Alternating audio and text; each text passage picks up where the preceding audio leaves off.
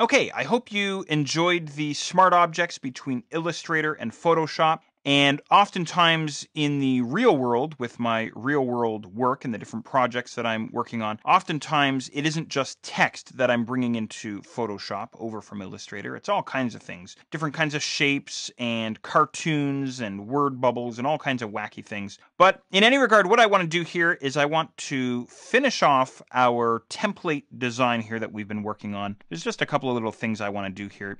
First of all, you'll notice that the arcing text that I brought in from Illustrator is riding over the top of my big fluffy clouds text. So all I'm going to do there is I'm going to grab my big fluffy clouds layer, head into free transform, Command T or Control T, and holding down Option and Shift or Alt and Shift, I'm just going to scale that text in just a little bit, maybe something like that. Hit Enter. And you know, because Big Fluffy Clouds is the name of the band, and Cloud9 is the name of the album, the name of the band should be bigger than the name of the album, right? So I'm going to select Cloud9 there inside my Layers palette. Same story, Command T or Control T, and I'll just scale down this text just a little bit. Maybe something like that. Okay, great. One more thing I want to do here, going back to our issue of smart objects between Illustrator and Photoshop. Just because we have a smart object inside our Photoshop layout doesn't mean that we can't apply layer styles to the smart objects.